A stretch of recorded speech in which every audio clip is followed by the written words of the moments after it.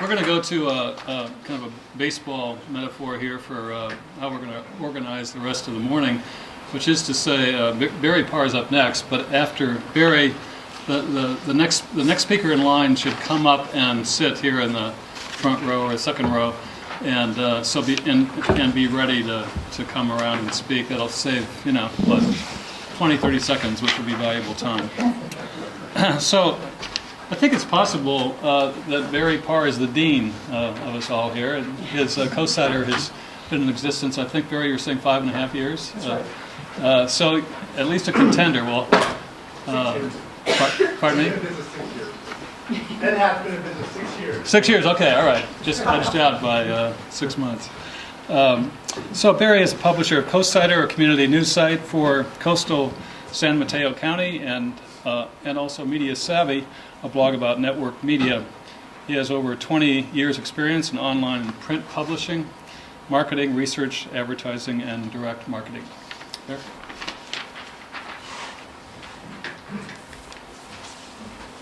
And then Peter and Leah could come up here. We'll be okay, so here's your here.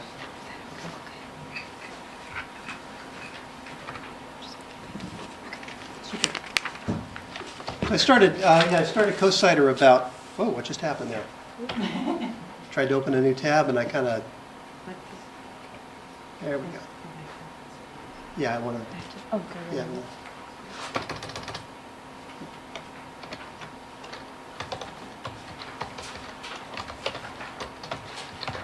I'm going to show you where we are, which is kind of an interesting situation. If I can get this to come up really quickly. I guess not. All right, we'll talk about the site. If you were to look at a map of the San Francisco Peninsula, which is what which is what I was going to show you, what you can see is that, in fact, everybody in the San Francisco Bay Area lives on the bay side. There are about 30,000 people that live on the ocean side of the San Francisco Peninsula, and that's the market we serve. So 5.5 years ago, when I started Co-Cider, and I've been blogging, I used to work at the San Jose Mercury News. I was one of the people that did Mercury Center back in the early 90s. I did news.com at CNET and worked at Jupiter Research and at IDC as an analyst covering media, advertising, and e-commerce.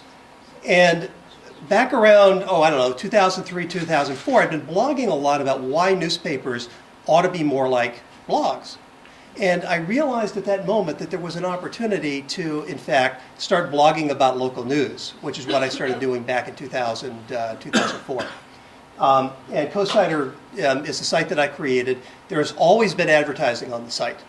Even when I was just giving it away to local nonprofits, I wanted to make sure that anybody going to the site understood that it was going to be advertising supported. We've had kind of a mixed history with advertising, but in the last couple of years we've been selling it a lot more. I'm going to talk about my experiences doing that, why I think it's important, and then give you some tips on what we've been doing that I think are really working for us. And I think, right now we've got some good news, we've got some, and I've got some bad news for you as well. I think Peter was a really good setup for this.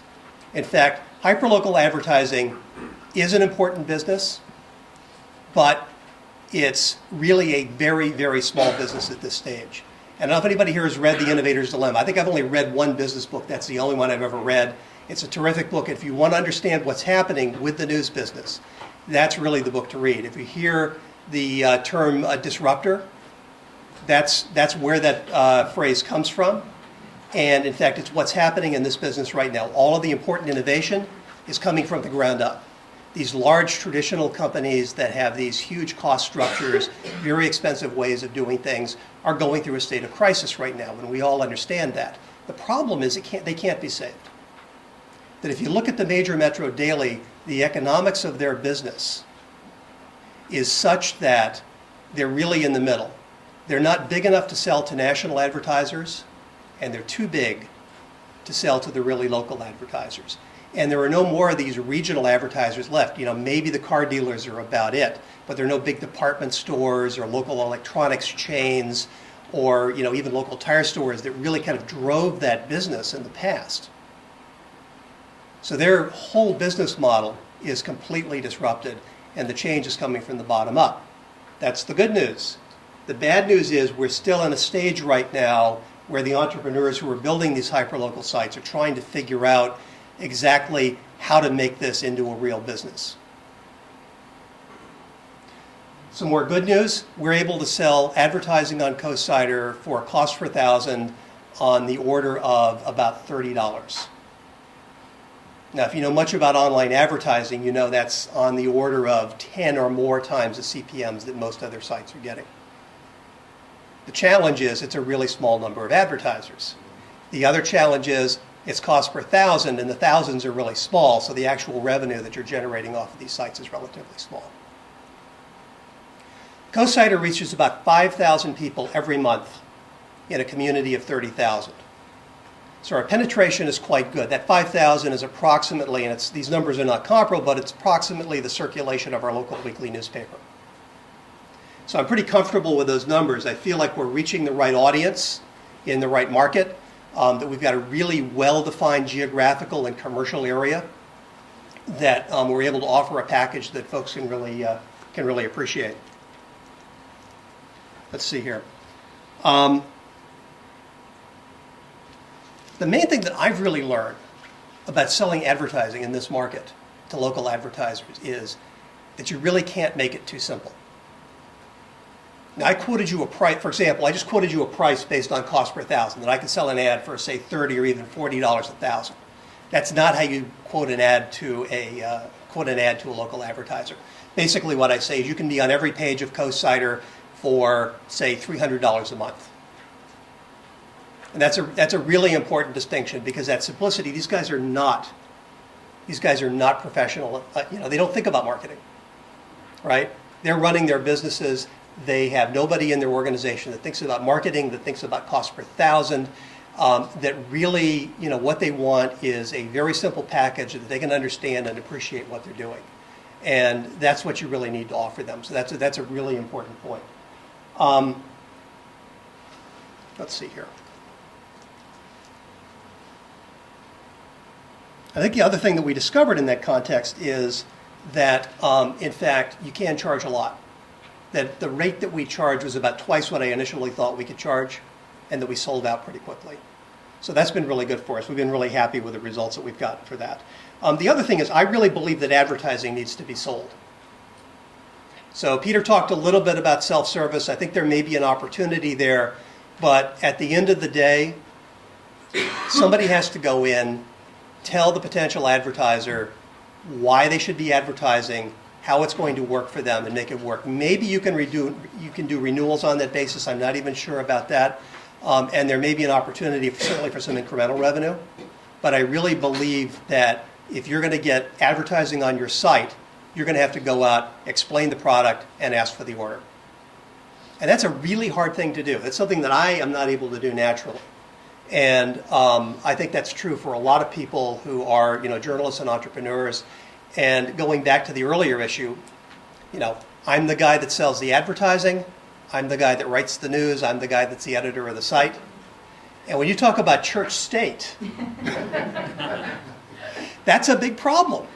And this is not about explicit quid pro quo, right? I don't know if that's the right plural or not. But in fact, it's not like, somebody says, if I buy an ad, will you say something nice about me? It's more like, okay, this guy's an advertiser and I've got this story. How do I write it? And what you realize, and I was a business person working in the newsroom of the Mercury News, and a lot of the church state stuff seemed a little almost like kabuki to me. That there was this ritual that was associated with it. And what you begin to realize is there's a very good reason for that ritual, which is that it's really confusing. The thing you need to remember is that when you're doing a local site, when you're an individual doing a site without an editorial process, that there is no such thing as objectivity. Because the human mind does not work that way. And when you're writing about an advertiser in a news context, or a potential advertiser, particularly a large one, there is no way to be objective. this is going to be a big challenge for all of us going forward as we talk about hyperlocal news. It's not a small problem. I don't even know if there's a solution to it. Because, this is not something that can be resolved with, a typical church-state solution. The other thing I don't do, going back to this issue of keeping things simple, is I never, ever talk about clicks. I made that mistake once. I made the mistake with my advertisers for saying how many clicks they got on their ads, reporting that. That was a huge mistake. I will never do that again. Peter is right. It's totally about branding. Nobody's going to click on an ad and go to the site for a local restaurant, or almost nobody. That in fact, what you want to do is think about what the context is. And the idea is really that, first of all, you get the name out there, but you also say, this is an organization that supports CoSider implicitly, and that you want to think about having a relationship with them as well. And that's very important. This is not about clicks. You need tremendous scale, huge volumes of ads, huge numbers of people, and lots of other things to make a cost per click advertising work. These are not businesses that will ever be supported by Google Ads. It's just not going to happen. That's the other thing. Nobody's going to do that ad work for you. You cannot join a network and make enough money to keep a site like this going. You can't even pay the hosting costs by doing that. You're going to have to sell advertising if you want revenue. No one else is going to do it for you.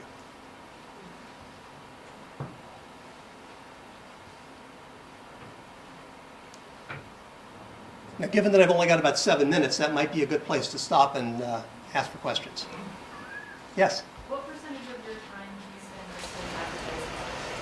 advertising? It really varies.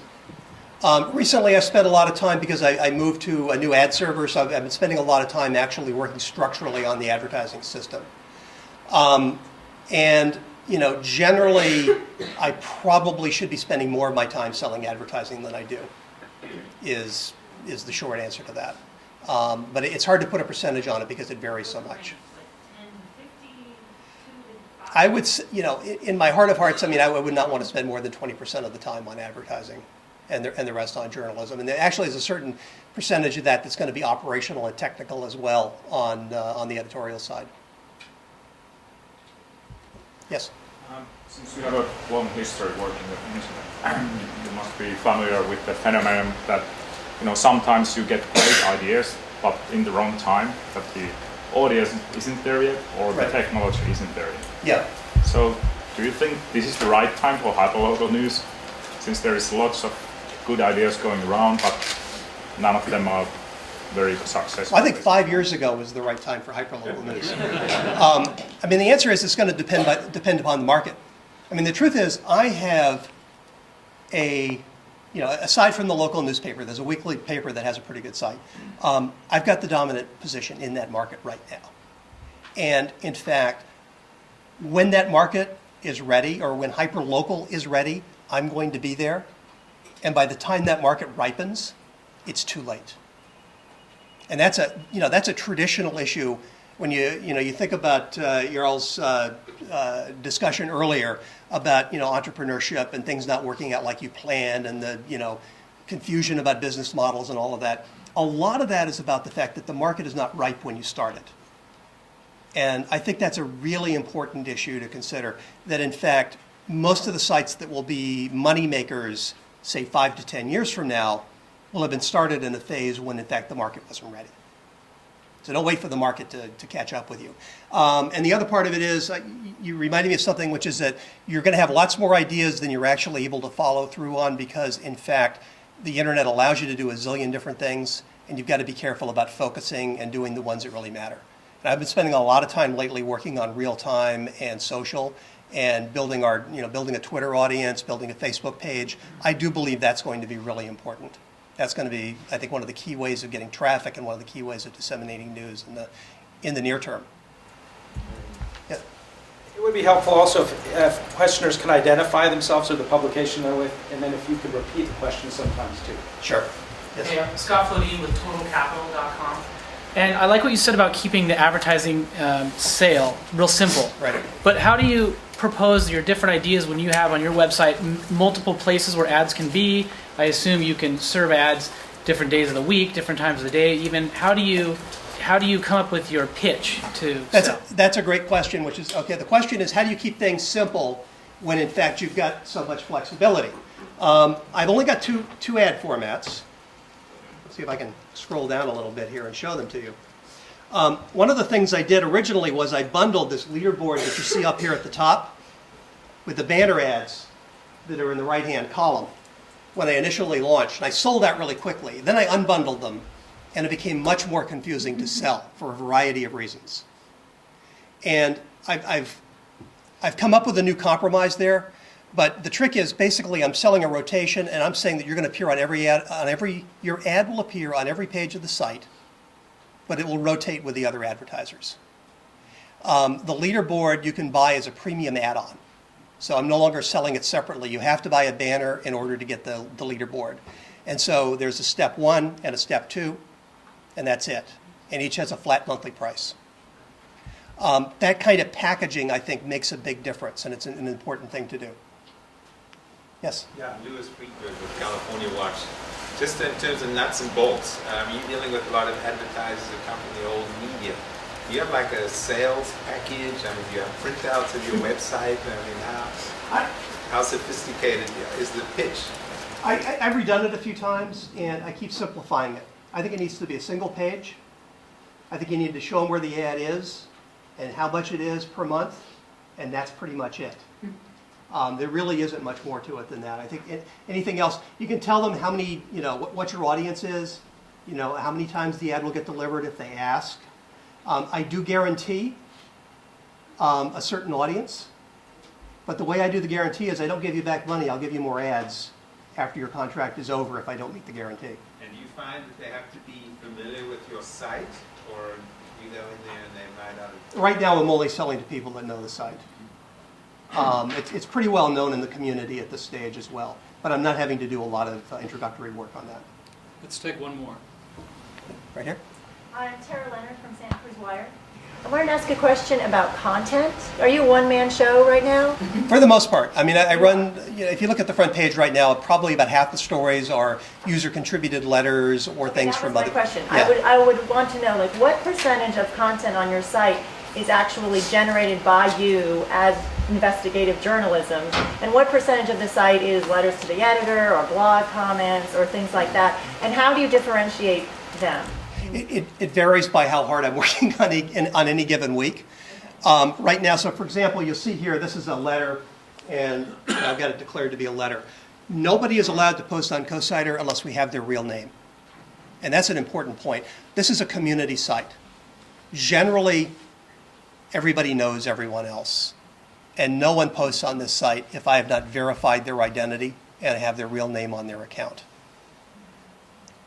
Even in comments. I believe that's really critical.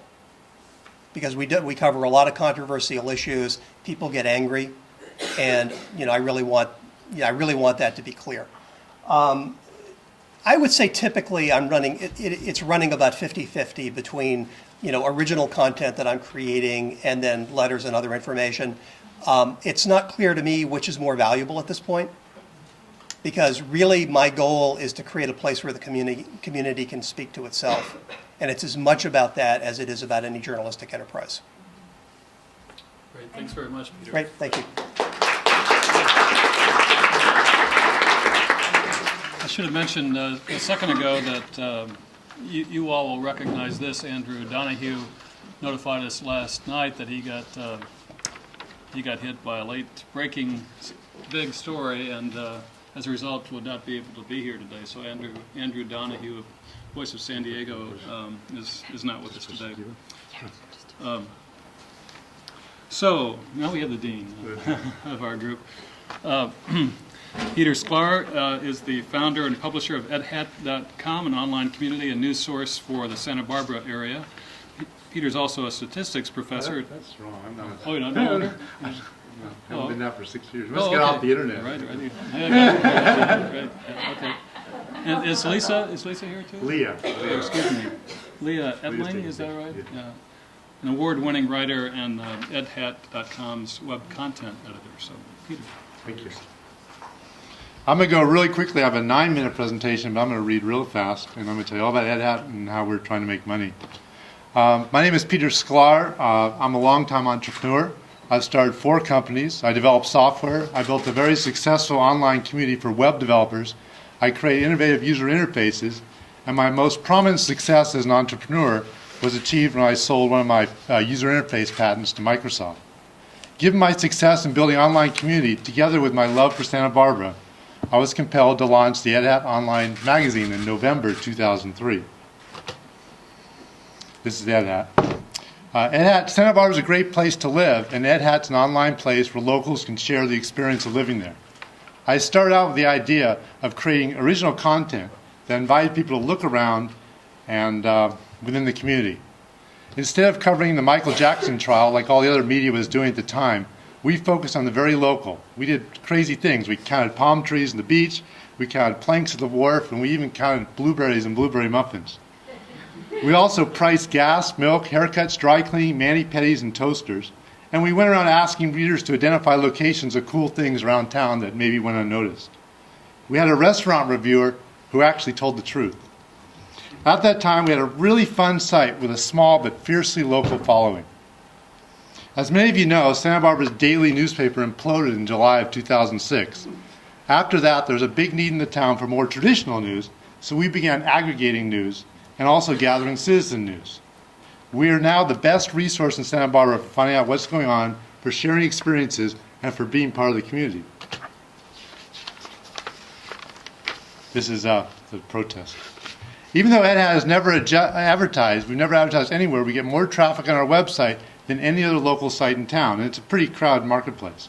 This is remarkable considering our competitors are promoting their sites heavily in their own traditional media channels. We get 1 million hits per month in a market of only 200,000 people, and that's 5 hits per person per month. I'm really proud to say that EdHat's relationship with Santa Barbara is very special. I can't tell you the number of times I've met people who say, "You're EdHat? I love EdHat." Here's the keys to our success. Well, there's persistence. We've been doing it for 6 years, and I think that counts for a lot in this market. But really, nothing beats hard work and consistency. The EdHat website has fresh content all day long. If there's a breaking story in town, we might not be the ones to break it, but we're always quickly to post it on our site, with a discussion thread available to fill in the blanks. In today's society, people want information right away, and there's no point in putting news online unless it's the newest news. As a result of our model, our readers know when news breaks, they go to edhat.com. It's a good reputation to have, but it can only be achieved by having someone on the job all the time. And EdHat is not elitist. We accept submissions from our news site, from readers, and link to as many outside sources as we can. We don't decide which news is important and which isn't. We link to all of it. Another thing that works for EdHat is our positive, quirky voice and our accepting, encouraging attitude toward all content and all points of view. As a matter of fact, one of the most popular features on EdHat is a regular column by a local resident who sits in a small apartment with his 3 cats listening to the police scanner all day long. He reports on what he hears, he adds a little wisdom and personal insight, and people love him so much that they offer to bring him things and fix his computer. Lastly, we're successful because our primary focus is on a positive user experience of our readers without any regard to what advertisers might like to see. This is our citizen journalism model. It's good to have members of the community report the news, especially in a small town when there isn't enough active reporters. One thing that's great about EdHat is that we've established a place to go to post your news and be heard. Here's how it works. We're alerted about a news topic, but the submitter doesn't know many details. We post whatever information they have on our site with a "What is up" icon. And then we open the floor for discussion. Our readers take it from there. On our comments board, we find out what's happening, why it's happening, and what it means. In case you didn't know, Santa Barbara was hit with 4 big fires in the last year. Each time we simply posted, "There's a fire." EdHat acted as the moderator and compiler of available information, and our readers' comments filled in the missing information. Throughout the emergencies, EdHat became the clearinghouse for information, as well as a place for personal support during a very emotional situation. Another example of citizen news at work is our recent lockdown of a local high school, where a gun on campus was reported. Students at the school were texting reports to Ed Hat, and parents were able to read these texts on the website. Citizen News also helps draw attention to stories that aren't being covered elsewhere. A conflict between a botanic garden administration and their volunteers was brought to light merely by we just posted a correspondence between the two groups, and then commenters filled in the details, and both sides of the story were heard. Months later, a local newspaper published a 5,000-word article about the situation. That was all old news for Red Hat readers. And it also provides an interactive forum for readers to ask each other questions, big and small, like where to take a picture with Santa, or why the water tastes funny, or where's the best place for Thai food. We're not totally hooked on Kool-Aid. We're aware that there are times when citizen journalism does not provide the whole picture. Community members may lack the access to information or the incentive to dig deeper. To address this issue, Ed Hat staff has the knowledge and ability to follow leads, contact agencies, and invite experts to participate in our comments board and add their 2 cents there. Part of being a good community website is not picking headlines for the front page, but letting people choose what they want to talk about. And the topics are kind of hard to predict. Here's something they talked about recently. This is all in the last month. Should people be allowed to take their dogs to restaurants? Cell phone etiquette in coffee shops? Can the county cut down my jacaranda tree? Should teachers take vacation days before Thanksgiving? And what's the best type of space heater to buy? Okay, here's the point. We get to the revenue model finally. We have 2 types of revenue: local advertising and paid subscription. Our feeling is that advertising revenue is not the future of online media. You've heard that here from other people. Traditional media model of developing a relationship with both reading customers and paying customers doesn't work on the internet, where people have short attention spans and plenty of alternatives. We feel a successful website must serve its readers and only its readers.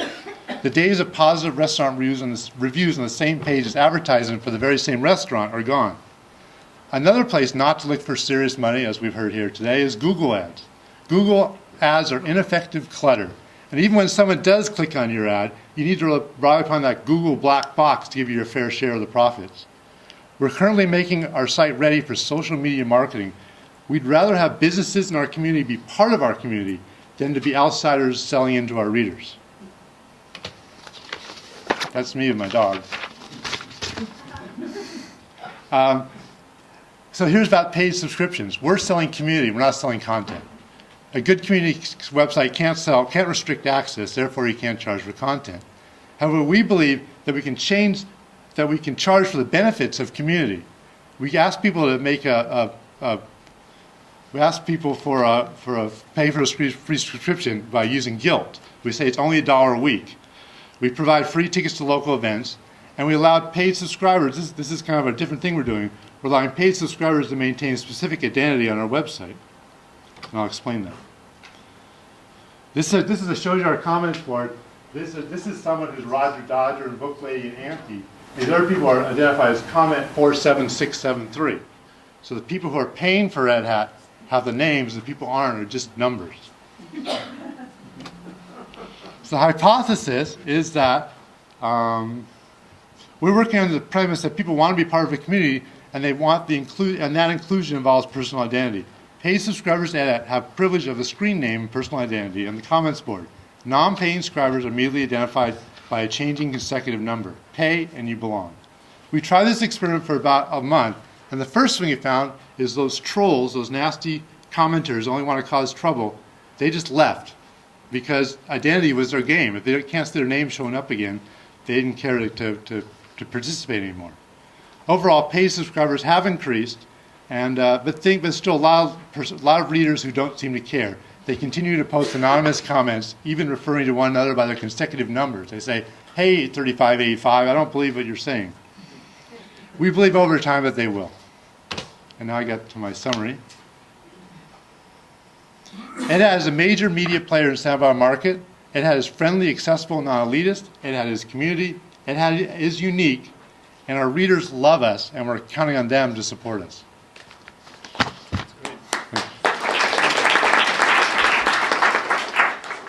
Yes, sir. So how many paid subscribers do you have, and how much do they pay? We have about 450 pages. We have 7. We send out a daily newsletter. This isn't in here, to about 7,500 people in Santa Barbara, and of them, 450. We have that. We post the numbers on our website. How many subscribers? How many paid subscribers? I guess like 450 are actually paying $1 a week. So it's not my retirement yet. But yes. And if you guys could identify yourself too and speak up. My name's Daniela Gerson. I'm with this Annenberg. And I had a question about, you don't have your members identify themselves. You let them make up identities, even if they're the paid subscriber. Yeah, we don't. I mean, we don't see. I mean, I know somebody else. The previous speaker said the totally opposite. We've had no trouble with fictitious handles.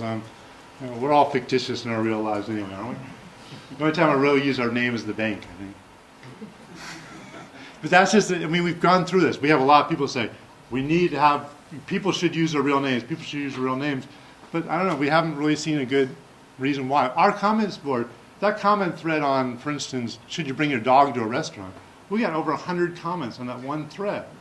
You know, we don't want to ruin that by making people use their real name. We have a place where people go and share information, and we just don't want to put restrictions on it because then they might stop. We need their comments on the comments board is really our best content. So we just don't want to do anything to restrict them. Yes. Emily with the South Africa. I was just wondering, in the initial stages, how did you build a relationship with the community before anyone knew who you were? How do we? Well, it's kind of the idea just like to keep doing it and doing it well. You know, we just kind of got in with a group and we kind of people told their friends and told their friends. I don't think it was any really trick to do it, other than just, I mean, it's 6 years. That's what's done it. I mean, 6 years of just being there every day. We put out a newsletter every day for 6 years, and it's been in your mailbox. And then eventually people will talk to their friends about it and stuff like that.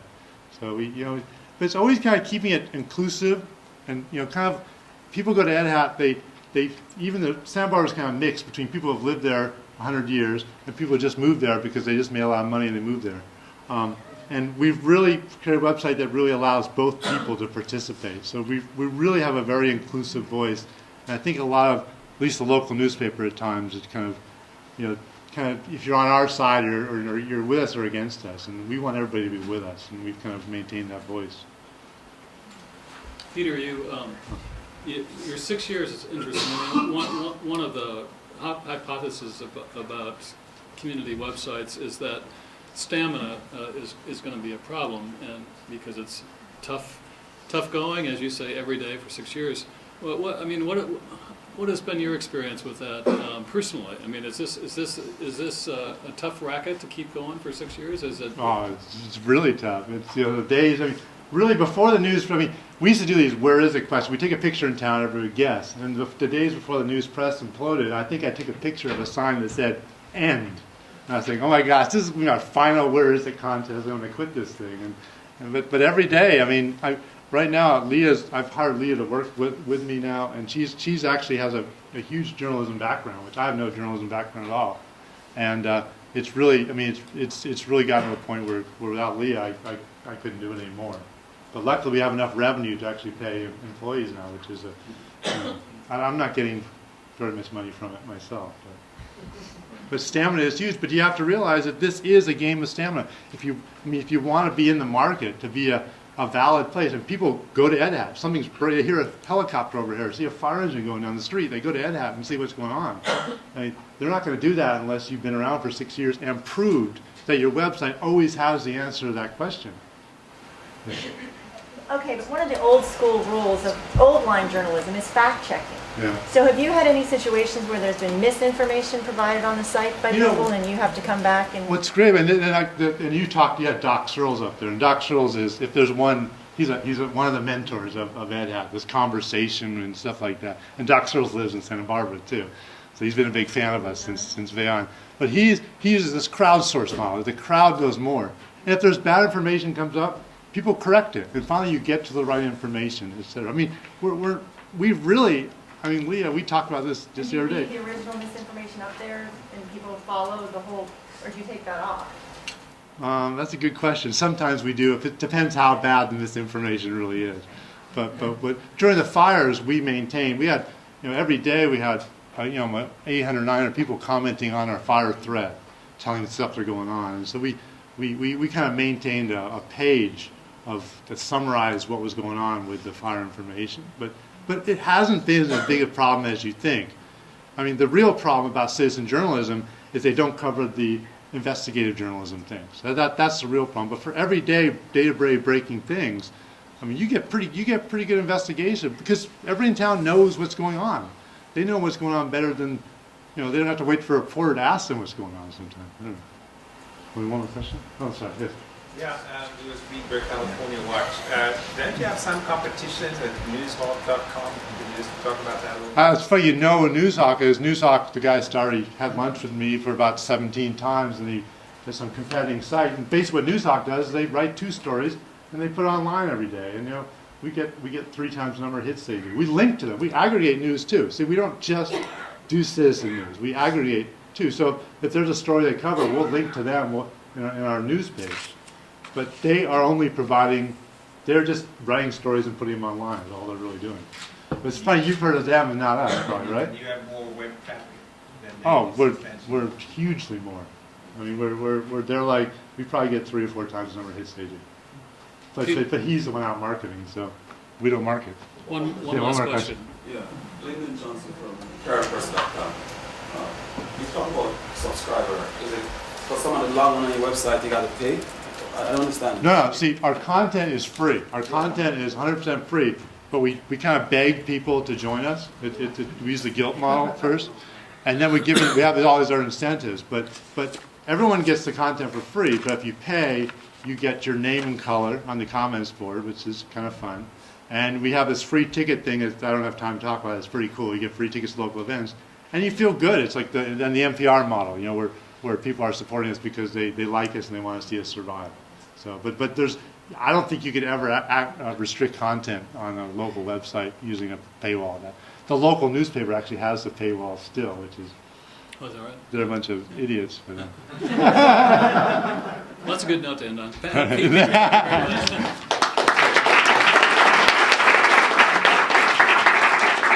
While they're getting reset, I just want to thank everybody for their patience with the technology. We've been ranging between 30 and 40 viewers of the webcast throughout the morning, and there's more than 300 tweets have been logged from the conference so far this morning.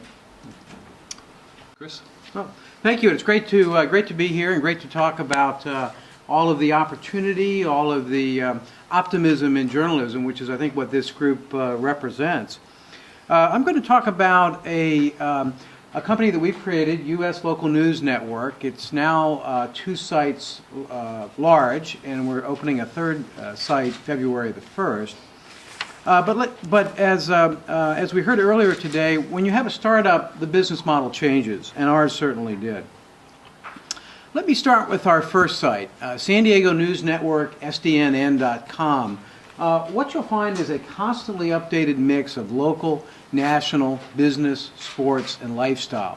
We also do email newsletters and alerts. We're actually up to about 3 alerts a day now because there's a lot of interesting stuff that goes on in San Diego, whether it's Tiger Woods, one of his girlfriends at least, alleged girlfriends, being found in Escondido, or whether it's some serious business at City Hall. There's a lot that goes on in any community as large as San Diego. What we try to do is present everything you need to know right now in San Diego. We're not a newspaper of record, we're not a website of record, but if you're a typical San Diegan, for us, the sweet spot demographic of 25 to 50, you go to our site and a quick glance, you know what's going on. And then there are 3 words we use to describe our approach. Curious, optimistic, independent. We're curious about our community and what's going on. We're fundamentally optimistic because there are a lot of people doing great things, starting new companies, discovering new ideas. And then we're independent in 2 senses. First, we're politically independent. We don't take an editorial stance. We have columnists and bloggers from both sides. But we're also independent of a traditional business model. We don't have a newspaper or a TV station or a radio station to support. The question I get all the time in the community is, why launch a website right now during the recession? Well, we all know media is fragmenting, and we think there's an opportunity for local, independent, for-profit websites in many markets. We launched SDNN.com in late March. I actually I knew the investors when they began looking at this in August of 2002. 2008, I was actually working for Greenspun Interactive in Las Vegas at the time. And I did a little bit of consulting with them. I took over as president in June, so I wasn't there for the actual launch, but I've been there for the ramp up and for moving beyond San Diego. We're backed by local investors. We have 11 angel investors in San Diego. I'm one, although I'm a very small one at this point. We're physically located in XETV studios in Kearney Mesa. We're doing that for cost, but also because XETV is a partner. And we think we can create the future for local journalism. This is a story from Forbes that appeared in late June. That's our lead investor and CEO, Neil Centuria, standing on one of the desks, not in our newsroom, which is only 8 desks, but in the XETV newsroom, which we're nearby. The second question I get all the time is, how are you doing this? What's your team like? Well, we believe that you have to have a core team of journalism professionals. We have a managing editor and 7 journalists. That's a picture of them. The average age is probably 27, 28. A number from San Diego State, because that's where we are. William Yellis in the lower right is the managing editor. He was online editor of the Hollywood Reporter before joining our team. Then we have about 30 contributing writers and editors, many names from the San Diego Union Tribune, which has imploded in the last year. And then about 30 media partners, suburban papers like the La Jolla Village News, ethnic press like La Prensa, independent radio like KPRI, Channel 6, our TV partner. We actually have a second TV partner now as well, Fox 5 in San Diego. And then the wire services, the AP and City News Service. In addition to the 8 journalists, there's a business staff of 12. Technology, ad sales, billing, and that seems large right now, but that's because we're expanding beyond San Diego. Biggest question in terms of how this is doing is, how are you doing in terms of readership growth? This is from Quantcast. All of our data is public on Quantcast. This is unique users using a moving average, so you see it that it's smoothed out. Like any new startup, ups and downs, but we grew from, this starts in May, we grew from 0 in late March to, we're now a little bit over 200,000 unique users a month. Some ups and downs, some of that related to search engine marketing efforts, but the long-term trend is strongly upwards. And we've moved beyond San Diego. Our second site, Southwest Riverside News Network, swrnn.com, introduced in late August. What this is news and sports and education for an underserved market. It's part of the LA DMA, but you'd never see a reporter from an LA station out there. The press enterprise is pulled back. The San Diego papers don't really cover that area. It's about 125,000 households, so a pretty significant market. For Riverside, we have an editor, a reporter, and starting on Monday, an ad sales representative. Our traffic is growing quickly there. In fact, our ramp has been faster in Riverside than it was in San Diego. And we find that we're now routinely scooping the out-of-market competition. If you know that area of Riverside, it's all about crime, and there's a lot of it. The San Jacinto City Council recently was indicted in mass. There's a lot of wonderful stuff there to cover. So traditional news coverage works well. Our third site will be in Orange County. Orange County Local News Network, oclnn.com. That's scheduled for February the 1st. We're already lining up media partners. We have an independent radio station. The LA Times community newspapers will be partnering with us. And we're actually leasing space in the Times' Costa Mesa office. We are right now hiring 4 journalists. That'll be an editor, sports editor, business editor, and 1 general assignment writer. And we're looking for 1 sales rep, and the hardest thing to find are sales reps. Anyone knows anyone in Orange County experienced in online sales? Please let me know. We believe that this model has legs nationally, and that's why we created U.S. Local News Network. We announced this in September. We see a national network of up to 50 sites in underserved markets around the country. In each site, we'll have journalists and sales reps, and then at a national level, we'll do technology, ad traffic, billing, search engine optimization. One thing I learned in the newspaper industry, and I spent 19 years doing newspaper new media before finally, thankfully, getting out of that industry, every newspaper would duplicate all the efforts across the country. So every Knight Ridder newspaper had billing, had SEO, had technology. When you could have centralized that, the really key thing you need locally are reporters, editors, and ad sales reps. Part of what we were asked to talk about are the challenges, and to me there are really two key challenges. The first challenge is marketing, and some of this is editorial as well, but I think of that as marketing. Getting the right story mix. What is it that you cover every day in San Diego or Riverside or Orange County? Riverside, it's crime and education and high school sports. San Diego, it's a more diverse mix. Sweating the SEO details. How do you write those headlines? How do you link to other stories? How do you create pages that draw people back in?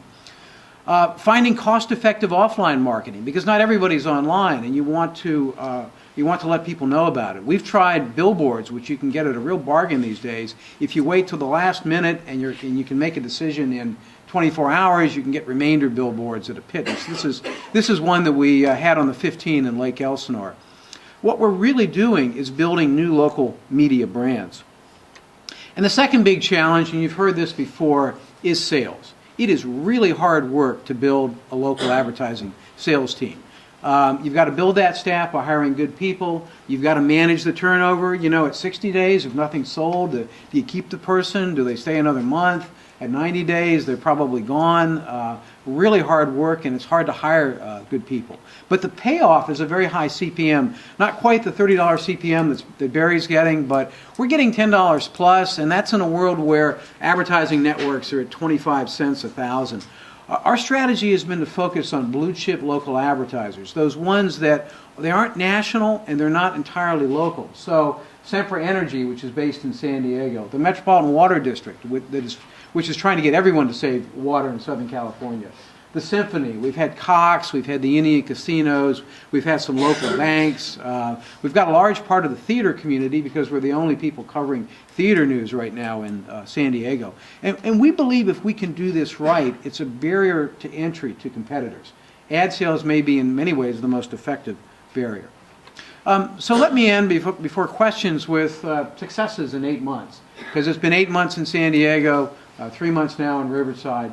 We've seen rapid growth in both of our markets. We've succeeded in signing up blue chip local advertisers. If you look at this page, the Aviation Authority on the right, Fresh Express, that's a test market. It's a national test market, but San Diego is one of the markets they're testing in. We've had some very significant articles on local issues. This one, we uncovered some irregularities in the way that the city signed off on an expenditure and generated a lot of heat locally. And what I think we're really doing is offering truly independent perspectives on our communities. Right now, San Diego and Riverside, but soon Orange County as well. Love to answer some questions, and here's how to reach me if you want to send me email. Terrific. Questions? Please identify yourself. Barry. Hi, Barry Parr. What are the characteristics of a market that you think is attractive to this approach? Now, in retrospect, we've talked internally about San Diego perhaps being the wrong market to start in. In many ways, it's the epicenter of local media experimentation. Sign On San Diego, the newspaper website, was until recently one of the newspaper websites with the highest penetration in the country. The Voice of San Diego is here. It's probably set the standard for nonprofit journalism. So why do we start there? We think that better markets are underserved. Southwest Riverside, perfect. Orange County from Costa Mesa South is largely underserved. The Orange County Register is in bankruptcy. The LA Times has pulled back. There's a PBS station, but there's not local TV. So we're looking for markets like that, and around many U.S. metropolitan areas, there are pockets like that are very significant. We think you need about 100,000 households as a minimum to generate significant advertising. Yeah, Jonathan. Well, first of all, I really appreciate what you're doing, and I agree with a lot of your premises. Without sort of asking too personal a question, as it were, it sounds like that plan requires quite a lot of investment, and I'm wondering what if you can give any sense of the scale of investment that's required. It's public. There was an article in paid content, but we've raised almost $2 million over the last, well, a little bit more than almost a full year, because the raising money began before the site actually launched. But we are not, I would not call us a well-funded startup in sort of the traditional, the old .com sense. If you saw our offices, we pinch pennies. The marketing we've done has been, again, remainder billboards. We're doing a little bit of radio right now, but it's all at the lowest possible cost. We're trying to build a business that can be around for a long time, because we think you've got to have a lot of runway to make this successful. And is $2 million, I mean, is that going to fund national rollout, or is that kind of phase one? That's just phase one in Southern California. Yes? Susan Rosenquist, I'm with Annenberg. And I'm really interested in the development of the entrepreneurs in this endeavor. Who was you're sort of second stage entrepreneur. Who was the first one? Who started it up?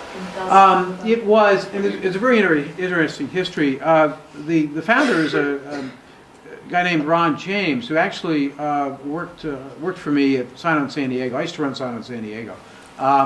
And when the newspaper began to implode, the top online positions were all eliminated.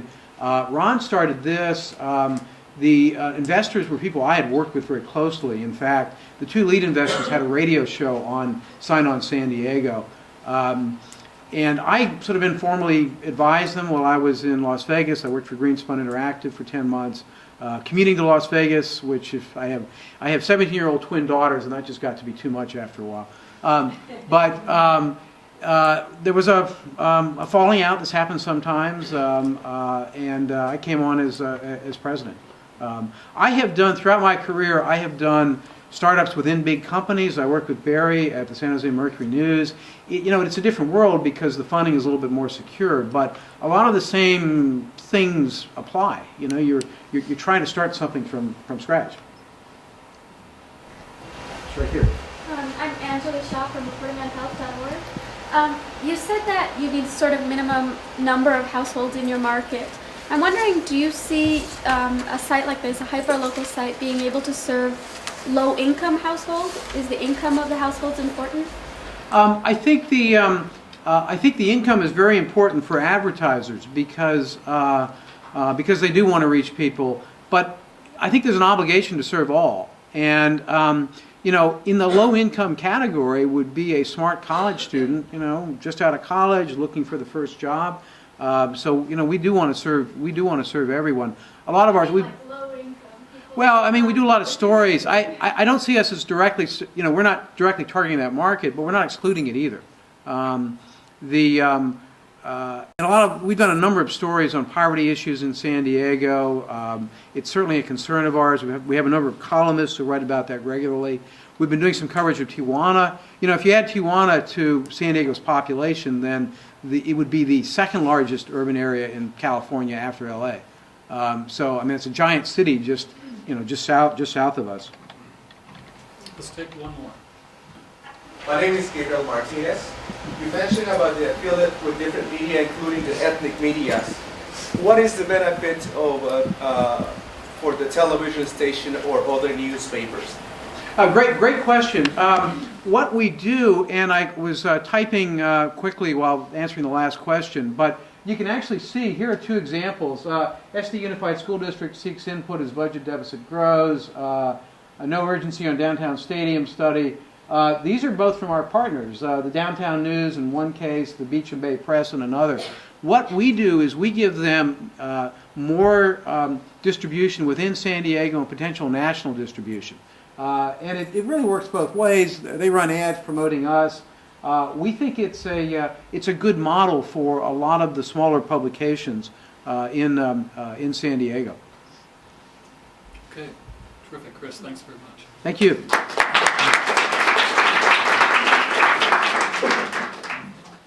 My earlier introduction, I talked about Susan Mernit starting up a new enterprise in Oakland, and I may have left the impression that she was a rookie at this kind of thing, but and we all know that she's not. Susan is a veteran of the new media, and but in Oakland local, she and Kwan Booth and others of her team have started up a tremendously exciting new product. So, Susan and Kwan.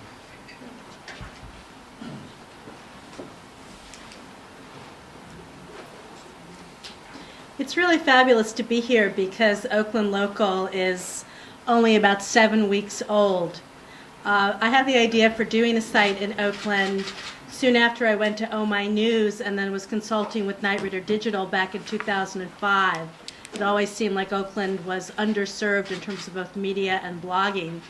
But nothing really happened until Oscar Grant got killed in January of last year, and it really struck me that the kinds of media, both in the blogosphere and from the mainstream press, that would represent any diversity of perspectives was really lacking. There just was not the kind of range I'd seen in other places, like in New Jersey when I did New Jersey Online, and it just seemed wrong. So I did what some people do when they get angry, which is I applied for a grant and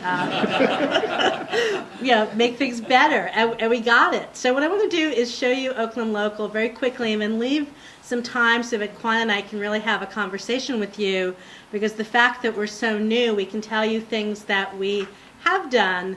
We also have to talk about what we're going to do, and it's exciting to be here because I think part of what we're going to do will be influenced by what we learn from some of you who are further down this road. So our tagline is News for the People. We decided to start with a site that would be a news and community site. This is a piece of our homepage. We're live if you have a computer. And what we do is we marry reported stories from accomplished journalists who are Oakland or Bay Area, focusing on Oakland topics, both entertainment like you see here and issues, school lunch, food access is a big thing. With community news, and we've trained both the growing community and our team in anything that is reported from a nonprofit partner, from a community member, gets tagged community news. So we think that readers are basically smart enough to know the difference between a blog post, a reported story, and community news. When we plan the site, we pick themes like environment, food, development, identity, arts and education that we thought were of critical issue to people in Oakland, but were not really being well covered. There are about 70 environmental nonprofits, only 2 of them have blogs. So there's tremendous activity, but you can't really read about, but a lot of the work is very compelling. So we really saw the gaps, and that's been really exciting. Right now, we are going into our 7th week. Much to my shock, I have to confess, we had a really great launch, a social media launch that Kwan played a big role in engineering, and we hit a peak of traffic but just never really dropped. So we have between 500 and 1,800 visitors a day. It's been about 12,000 people in our first month. We have 35 active nonprofit partners. We're continually educating them and increasing their posting on the site, which is community news, calendar items, little stories. We're working with about 15 freelancers who vary in skill, from experienced investigative reporters from places like the Trib and the Mercury News to fairly new graduates from UC Berkeley who don't have full-time jobs but are incredibly proficient. We did this on a shoestring. I'm not paying myself. I'm consulting part-time with another wonderful project, California Watch, to cover my own expenses. And everyone is working either part-time for free or for what's a pretty small amount of money. We spend most of the money on our reporters because we want to pay them, but we pay them fairly cheaply as well. So we built the site for $3,000. We have $17,000, of which we've spent about half. We're a project of a 501c3, and it's really just been an incredible labor of love. Having hit this traffic goal 4 months ahead of where we thought we would, the big push now is to make that transition that Barry talked about and get out there and start selling ads. And I'm finding the mental headset of getting in the car and visiting Oakland a little challenging, so I'm hoping this will be a good pep talk for us. We've had some people contact us, which is great, but this will be the next big push. We're also going to do some print supplements. We're going to go bilingual. There are lots of parts of Oakland that are not necessarily English-speaking. We have topics we want to cover. We're probably going to get into some co-sponsorship of events, but really the big goal is going to be to get more money to pay the staff. My partner says we're strip mining people's goodwill. So at a certain point, we definitely need to have more funds for people who are getting paid, $10 an hour instead of $50.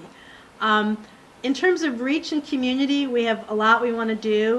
We want to establish more local bureaus, more of a presence in some of Oakland's community.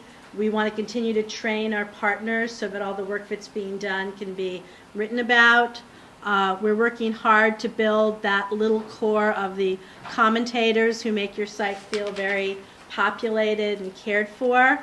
And then we continually want to grow our traffic and our uniques. People keep asking us how we're different, and I did a blog post about this last night when I was thinking about what we were going to talk about when we came here. We spent 4 months talking to people before we built the site. We built a lot of ties in the community. We did not want to be seen as intruders or know-it-alls, and people in the nonprofit and the social justice communities played a big role in helping us figure out how we could help them. So there was definitely a sense of collaboration and planning. We also don't see ourselves as a traditional newspaper nor as a blog. We see ourselves as a hybrid. We're a hybrid of community news, reported news, and blogging, and we like it that way. We have some attitude. We can afford to have attitude. We're brand new. We want to be a platform for really diverse voices in Oakland. We don't need everyone to have one party line or agree. And very important for our audience, we launched with a mobile platform. A lot of the people we want to reach don't spend all day on a computer, and having a good text access through a web browser is really critical. We're really committed to trying to increasingly find ways to deepen access. That's really it. What we would share with all of you is, you need to have a point of view, provide news and information that no one else has, focus on filling a need, building the community is essential. We've had a bunch of meetups. People like us, which we really adore. I worry a lot about how we can do this and not burn out, so that's a good topic. We're going to go into the ad relationships like tomorrow. Building the grant pipeline is very important, and we love Spot Us. We've done a lot of stories using the Spot Us crowdsourcing, crowdfunding model that have helped us pay people more for bigger stories that we couldn't have done otherwise. So that's been a great relationship. And in general, the partners we've collaborated with, like New American Media, have been really helpful in helping us broaden our story base.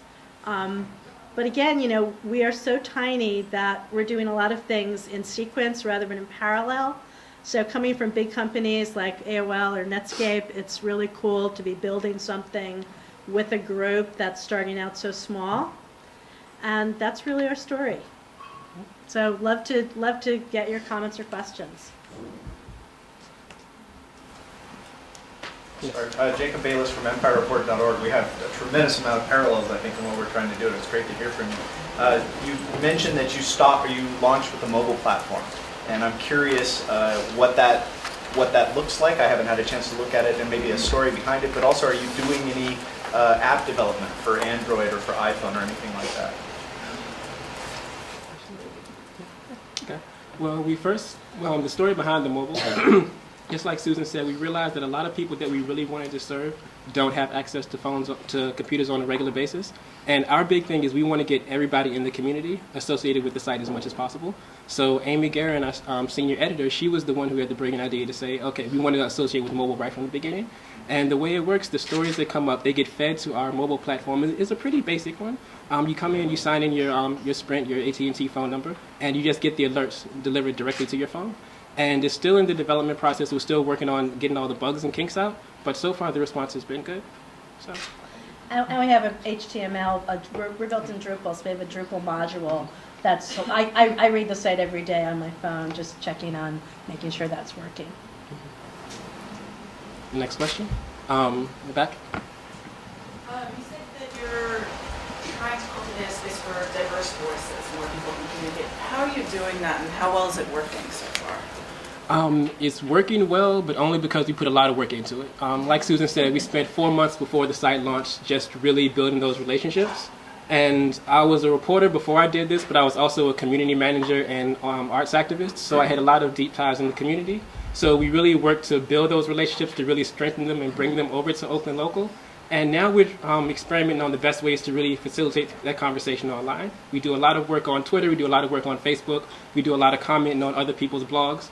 And that's to get the overall online community aware of what we do.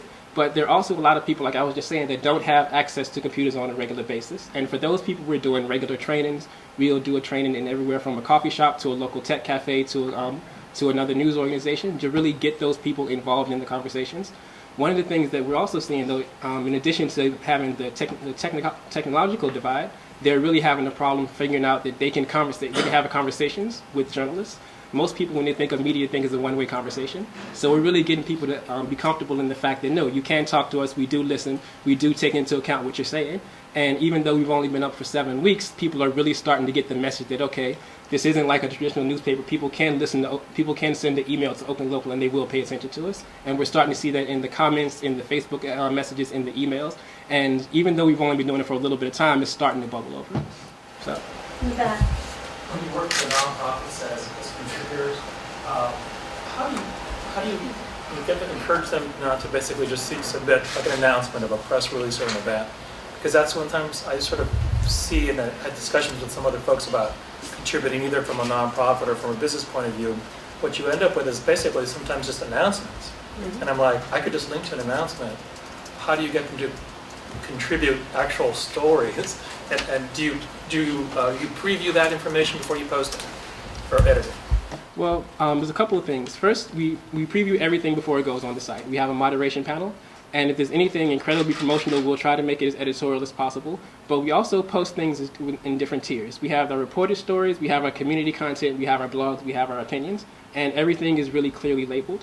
And we also try to impart on community organizations, nonprofits, what have you. If you're going to put out a press release, then someone might call you on it. This is a conversation. You have to provide as much value as possible. You can't just put a press release up there and expect no one to pay attention to it. So we work with them, one, to provide more values in the things they post, but also to let them know that if you post this kind of content, be prepared for whatever the backlash is. But we try to keep it as newsy as possible. And the other thing is that we probably have at least 50 community stories that are up, and people look at the site. There's a model now. They're saying, oh, Bay Localized put up a piece and they wrote a story, right? So, we don't let press releases run. We train them that that's not, what we're about. And truthfully, it's not that hard for them to modify it. We're also really encouraging organizations to put up photos. So we're starting to get people who have a demonstration, they have a benefit, they have a march, they have a school gathering, and they want to do a piece that's photo-driven, and we love that. That's so accessible. Yeah. Hi, Ernest Annenberg and proud resident of Oakland. So congratulations on getting this up. My question was, you said you were surprised that the launch went so well, but I was curious if there was a story or something that's happened on the site, an activity or something that's come from the site that has been especially surprising and useful, you think? I'll take that one. The thing that really was incredibly powerful for me was that I really wanted to focus on Oakland. I felt Oakland was underserved, and I really feel now there's actually a large part of the Bay Area, not San Francisco, but other parts of the Bay, where the kinds of attitudes we're offering are also needed. So when the Meserly trial was moved to LA, I thought that would be a big thing we'd cover. It wasn't. But when a rape of a teenager happened in Richmond, that was when we ended up kind of springing into gear, because what we saw was while there was a lot of great coverage, a lot of it was very one-sided or didn't have a lot of voices. So through our partnership with groups like New American Media and Youth Outlook and other groups we worked with, we were able to actually pick up a lot of coverage that teenagers had written and have a much broader conversation, and we ran coverage over a week.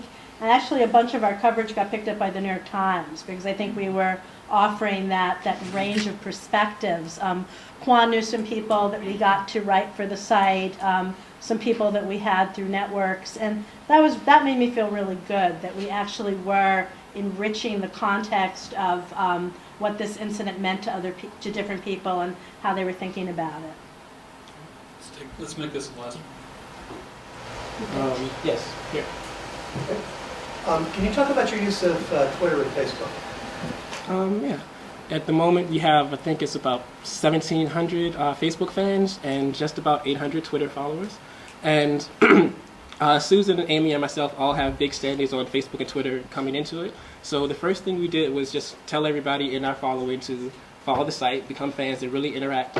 But because Twitter and Facebook are so viral, people have been finding it on their own. People have been sharing the content. They've been retweeting the hell out of everything we post.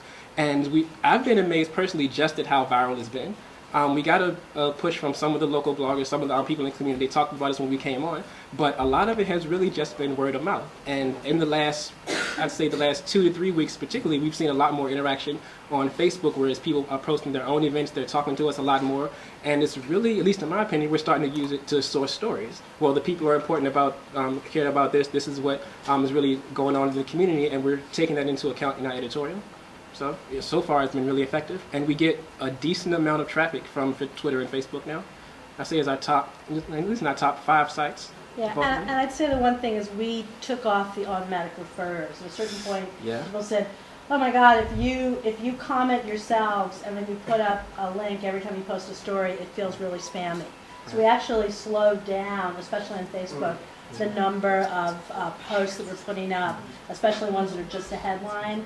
And I think that's a really important lesson for media companies in general, that automation is not always something that people like. Terrific. Thank you very much.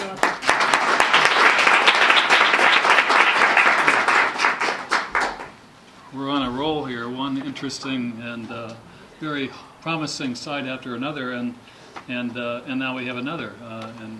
And All Voices, and Amra Tareen, who founded All Voices, which is a really interesting site promoting credible citizen journalism. And this occurred following events she experienced while volunteering with Relief International's livelihoods team in Pakistan after the 2005 earthquake. So very nice to meet you. Oh, I have a cold, so I'm not going to touch you. Right. Very good. Thank you. But I'm excited to be here. I don't sound this way, but I'm on Sudafed, so if you hear something, you may hear a lot of truth about All Voices, then I would like to tell you guys about it. I have a very different background. I'm an electrical engineering, a computer science, Harvard MBA, who took the path of product management through networking startups, Ascend Communications, then acquired by Lucent Technologies, and was a partner at Seven Rosen Funds until 9/11 happened. And what I realized being a Muslim woman was that after 9/11, every Muslim person was considered to be a terrorist. And I wanted to create a site where people could report news regardless of where they were. It didn't matter if they were located in a local town in the United States, or they were in Karachi, Pakistan, or they were in Baghdad, Iraq.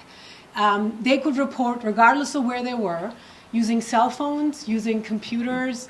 And we wanted to create a site that was a platform which could take any input, whether it's a video, image, or a text, immediately publish it, create context around that voice.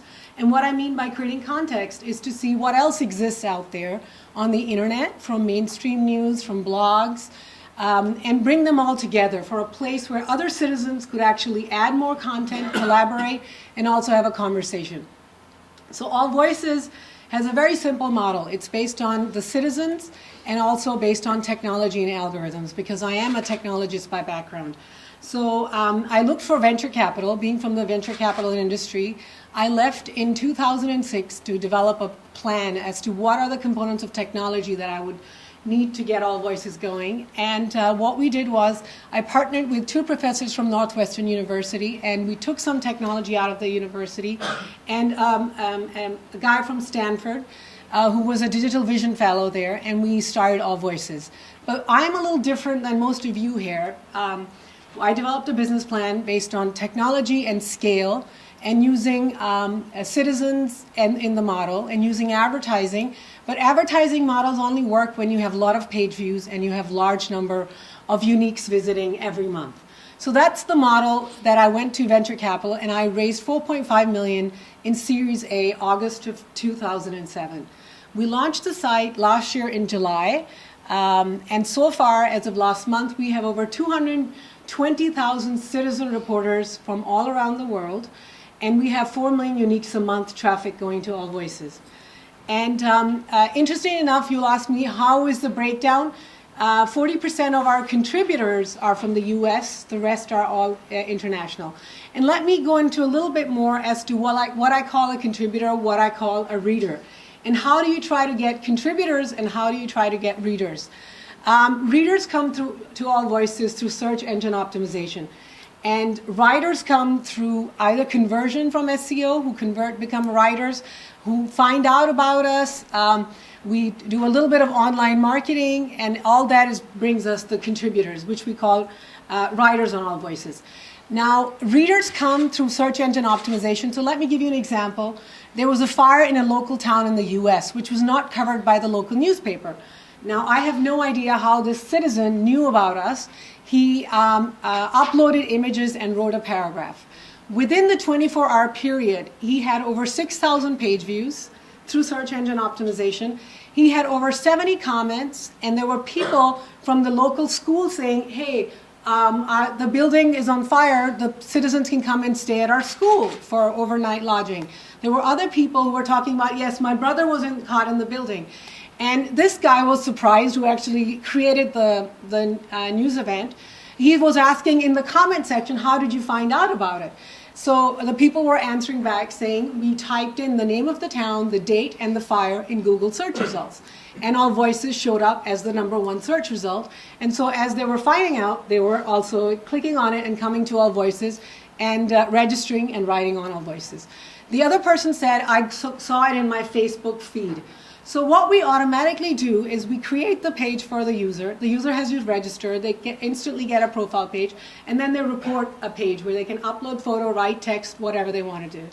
And as soon as it's done, because we're based algorithmically, we take every piece of content, we try to categorize it. Is it business? Is it conflict and tragedy? Is it sports? We pull out all the relevant keywords, similar to what Google does. So the engine behind All Voices is very similar to Google search. It gets all those keywords. We embed the page with keywords. We put them in the header. We put them all over the page so that and Google crawls us very frequently. By the way, we're not in Google News because citizen media is not what Google News considers credible news. So Google crawlers crawl us, and if you're the first one out there, it seems to, based on linking, page rank, it shows up higher in Google search results. Same thing happened from Mumbai bombing that happened last year. For the first 6 hours, we were on one of the top search results in Google News. So that's how we get our readers who come in. Now, search engine optimization is very interesting. A reader will come to All Voices, do 1 or 2 page views because they're looking for something, and go away. Now, people who start contributing, because we create a community, they have a profile page, we link people together based on similar interest, they actually try to report around 7 times a month and do about 13 page views. So our goal is to get more citizens involved and start reporting. So there is this whole idea of connections, creating engagement, which comes from community engagement. Either it's commenting, either it's rating, or it's actually just uploading a picture. So All Voices is a platform built on an instant publishing platform. We have no editors. We let users write whatever they want to write. And also a crowdsourcing model. So our ranking algorithm depends on what people are rating up, what people are rating down, and what our system seems to think that is out there that is happening on the internet, and puts it on. So what you see here is the world page. Similar to the world page, you can also view news by location. So if there's a citizen reporting from a town of any 500 people, All Voices will instantly create that page, and the user will have reporting will come into what is new. So we don't know the user. But as we find more crowdsourcing, as we find more activity on the internet, we say it's breaking news, and popular is where what people are discussing and what people are reading. So we also do that news cycle. It's done all algorithmically, all automatically. We do not have editors, and our landing pages, we have over 90,000 landing pages based on city levels from all around the world. So that's what we do. What we also have is now we have actually real journalists reporting on All Voices. So an interesting thing is my advisors always are concerned, hey, what shows up under popular is more opinion, because opinion drives more conversation, more rating than just real reporting. So we have given a reputation system for all our contributors.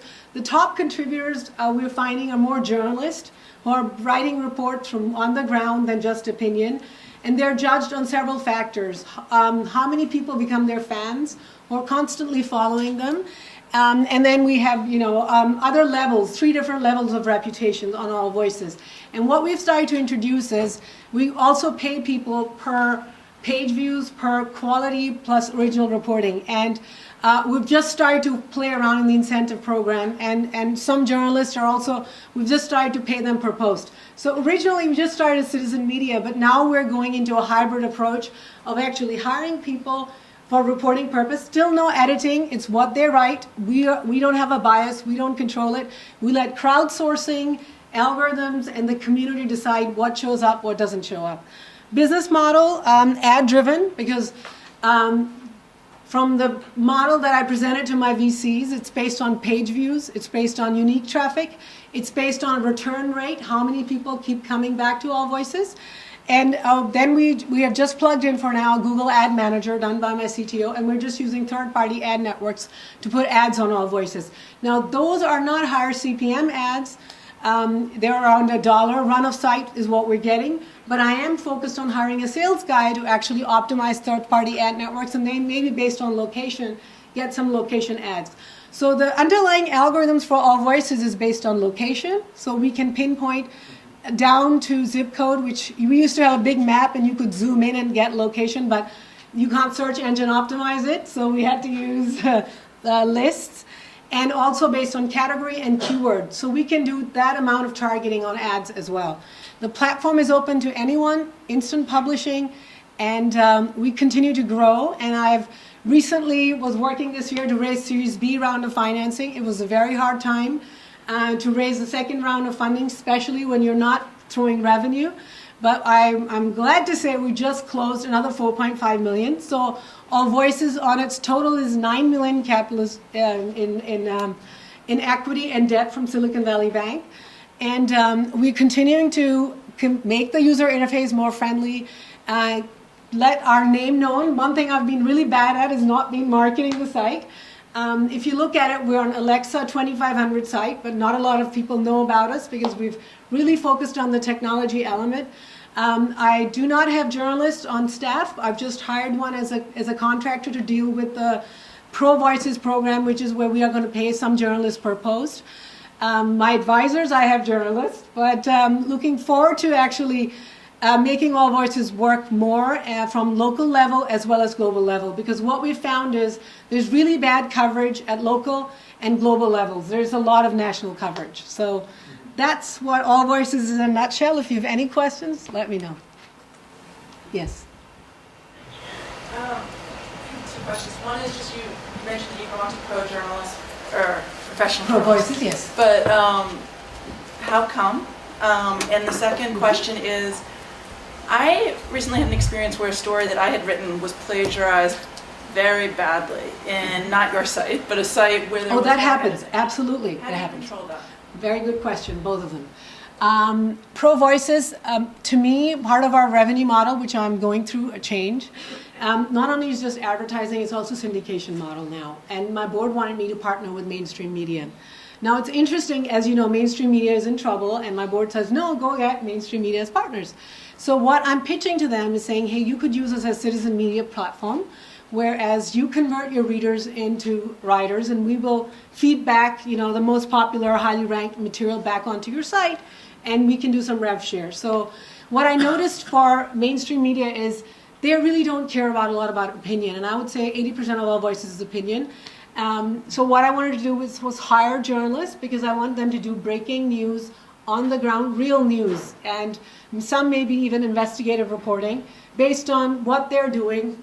The woman who I've hired as a journalist is going to pay them per post based on the amount of effort that they put in to actually go. So that's what we're experimenting with. What I'm finding is mainstream media is also outsourcing. They're laying off journalists. So there is so much high caliber talent that's out there that we could leverage in providing that type of reporting on All Voices, which I think citizens, if it's open, they can write whatever they want. And some do opinion.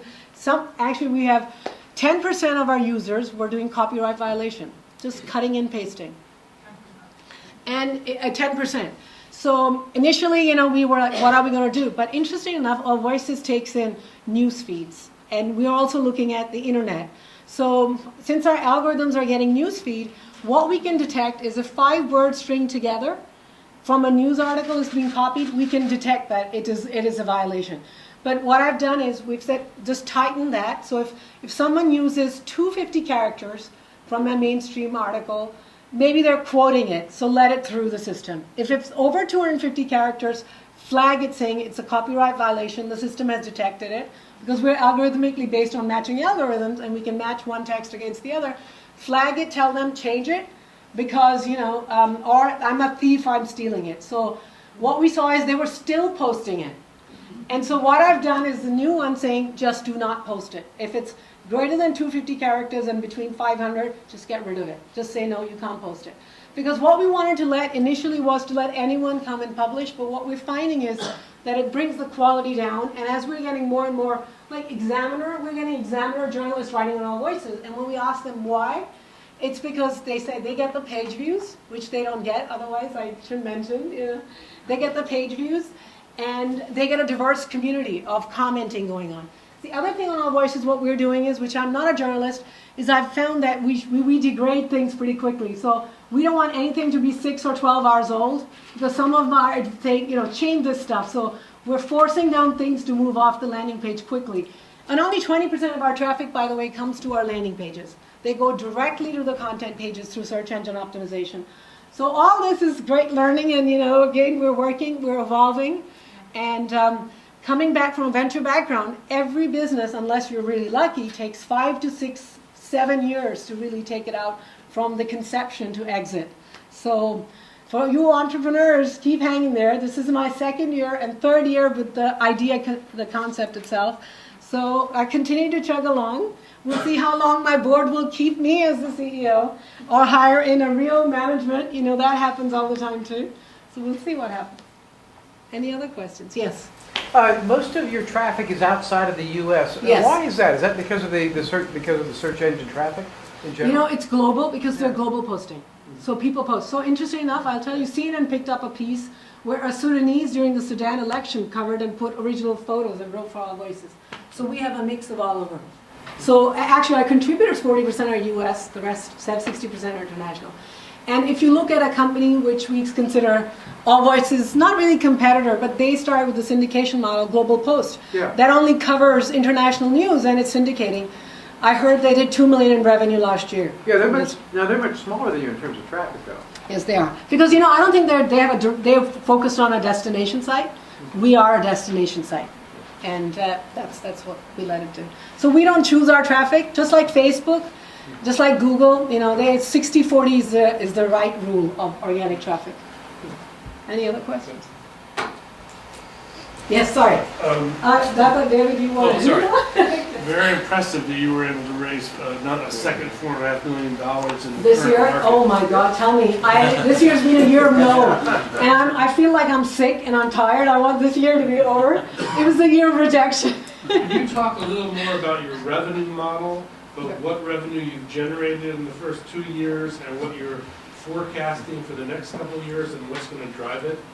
Okay, so revenue for this year is minuscule. So next year it's 2.2 million that I've in my model. Then scaling even further the following years. And it's based on really run-of-site third-party ad networks. And what I need to do is I need to actually get a sales guy to go deeper into it. Because right now, we don't even have ads on most of our pages, which is very interesting. But what we are doing, however, is like for instance, our New Zealand page, there are New Zealand ad companies that are they're saying even higher CPMs than on a site for the US, like $1.67. And I did not know that when I started the thing. It was based on really low CPMs, but more on page views and more community interaction. So what we're doing is right now we're using Google Ad Manager based on location, based on people, based on category. We're plugging in ad networks.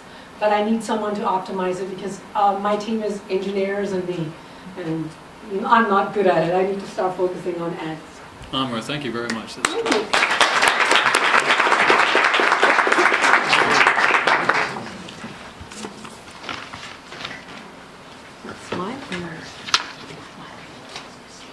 So thank you for your patience this morning in this no-break morning. We've gotten through a tremendous amount of material and presentations, and our last presentation this morning, is Eric here? Yeah. Oh, sorry. Is from Blog Downtown, which is my hometown blog. I live in downtown Los Angeles, and Eric Richardson's blog Downtown is for people living downtown, so it's for me. And a few weeks ago I was at work and I was on Twitter, and all of a sudden I see from Blog Downtown there's a fist fight right at my apartment building in the corner. So that's the kind of local news that Eric delivers, and many of you are delivering. And Eric's been doing this for a few years, but only in recent months has he been focusing on a business plan. So Eric Richardson, please tell us about it. Thank you. Before I get started, there's one other thing that I want to pull up as well.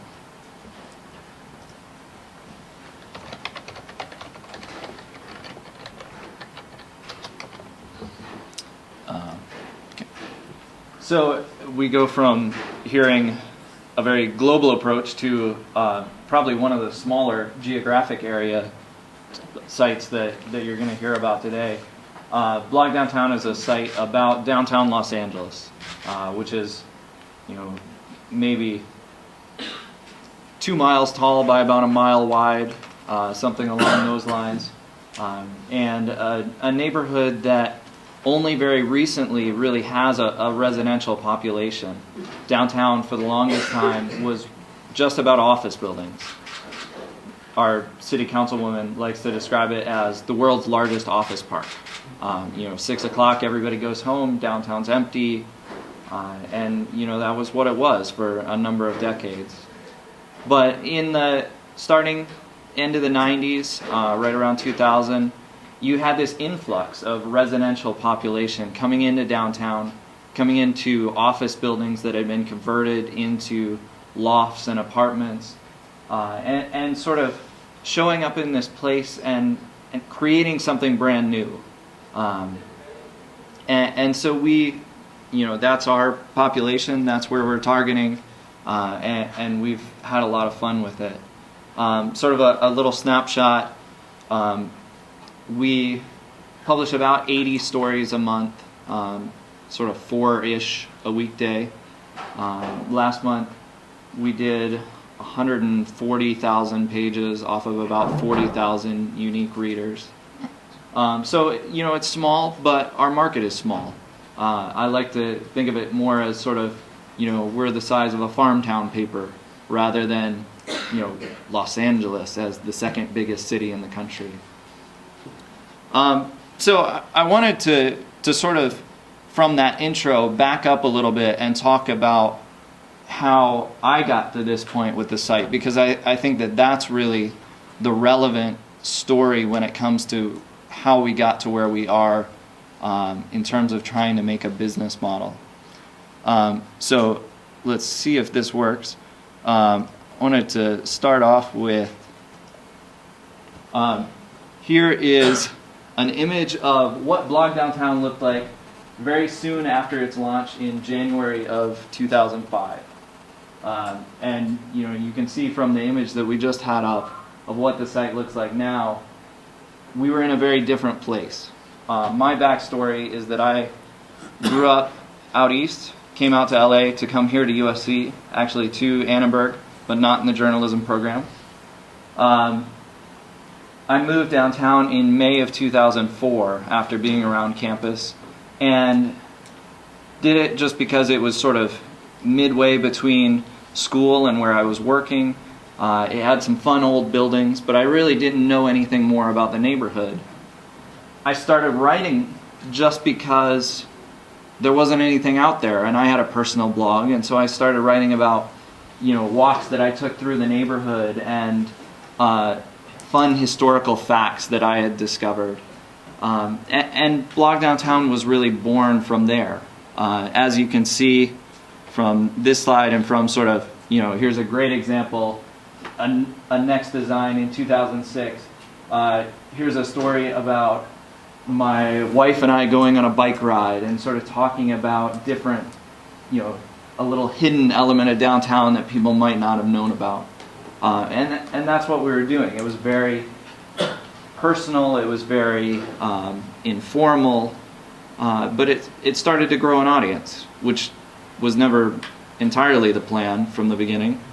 But as we started to evolve, we started to think more about what's the role of what we're doing here. I say we, the site started as just me. May of 2007, the site had gotten to the point where it became clear that really this is something more than just me writing about my life downtown. People are looking at this for news and information, and it needs to be a better picture of all that's going on, not just what I happen to experience. And so at that point, I brought in 2 other writers who had just been doing a similar thing of blogging about downtown. And the site has evolved from there. Today, it's sort of 2 of us as core contributors, and then maybe a half dozen other people that contribute occasionally, a story or 2 a week, that sort of thing.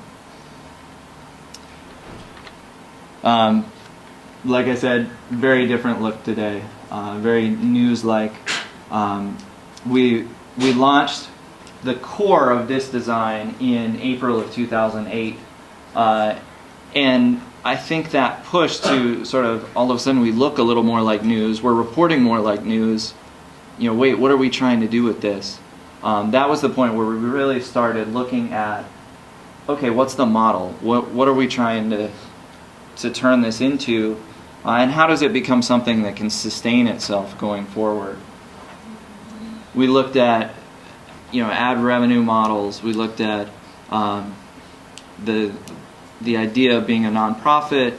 It sort of went back and forth, and eventually came down more on the side of the nonprofit, and that's the route that we went. We went to an organization based in downtown who's an incubator for nonprofits, so we're up and running with a 501c3 status through them. And I think somebody alluded earlier to sort of this idea that you become a nonprofit and then all of a sudden people give you money and life is great. And in our process, that was, the thought was, okay, what are we going to do? What are we going to do? We decide on a model, we get there, and then we say, wait a minute, there's a lot more to be done here. This hasn't really, it's nice that now we are this thing, but that in and of itself really doesn't get you anywhere. And so we went out, we started to look for sponsors. We put together a program modeled after really what KPCC, which is one of our NPR affiliates, really what they were doing with their online sponsorships. And so going out, creating some larger positions on the site, more of a traditional banner ad, but in the nonprofit world it becomes a sponsor acknowledgement. That sort of approach, and we went out and started looking for sponsors that would come online and fill that void. And really, I think what we found, we've had limited success in finding those people. Within the next couple days, we're actually hoping to launch this program to the site with our first round of sponsors. But I think one of the things that we failed to do in putting this program together was really to acknowledge the role that smaller companies, that smaller businesses, your little retail store, the role that we need those people to play. And I really think, especially in a small community, those people are the core of your community. And if we're going to be successful at creating a community online, taking that downtown community and sort of building the site as the hub that they go to find out what's going on, to have a conversation, those people really need to be the people at the core of it. One of the things that we came to realize, we put together a Twitter list of downtown businesses that were on Twitter. And all of a sudden we realized we had 106 different Twitter accounts that were all downtown businesses or organizations that were using new media. And so we sort of sat around looking at that and then said, wait a minute, those are the people, those are our core. They're downtown, they're businesses, they're already on board with the idea of, hey, the internet can do some work for me. If they've signed up and started using a Twitter account, they're not people that you have to sell on that initial idea of, you can do something besides print. They've gotten that far. And so the process that we're now in is in taking this program and putting it together into a program that, for a much smaller dollar amount, really tries to bring these people into a network of partners that can come along and support what we're doing and really help us to grow that foundation. Certainly those bigger spots, they'll have an important role, but that's, you've got this as the foundation, and then the bigger stuff is, the part beyond that. So you can see by the extras here, this is something that we're still in process of. But I think it was an important realization to say, wait a minute, we need to sort of back up and go to that core audience and start from there in trying to build support to go forward as a sustainable business entity. Okay, questions for Eric? Yeah. So Huffington Post has just launched Huffington Post LA, and they're teaming up with various partners like Neon Tommy and things like that. Mm-hmm. What would be your pros and cons about working with a site like that? I think first of all, in that sort of a scenario, you have to look at what does it do to build our community. Growing our readership is a goal, but it's not necessarily the goal. So in a case like that, there's a value to getting the story of downtown out to a wider audience. But at the heart of it, what we want to do is create a resource for people who live and work downtown. And so if they have that audience, then yes, that's somewhere where we need to be working with them, we need to be partnering. But if they don't, it becomes a little bit more of, are we just sort of pushing stuff out there that gets away from the heart of our mission to really, connect people downtown. Yeah. Do you have any luck putting the businesses' Twitter feeds on your, talking to businesses and getting them to put their Twitter feeds on the page for it? We haven't gone out to start trying to push this program yet, but one of the things that we have done, you'll actually see on the far right sidebar there, we put together a little script that pulls in tweets from that list and pulls them onto the site. And that's going to be a core part of what we're looking to do with that partner program, is pare that down to the people who are coming along and supporting us. We've been trying a very similar thing, and it's a problem somebody else mentioned about getting businesses to actually advertise. It's so hard. Mm-hmm. And now the Twitter, you just say, hey, they can just Twitter and do nothing else, but now they have an ad on your site. Exactly. And, they don't have to think about, oh, how do I put the art together? How do I do this or that? They just talk about what's going on. And that has value for the people who are our readers. Over here.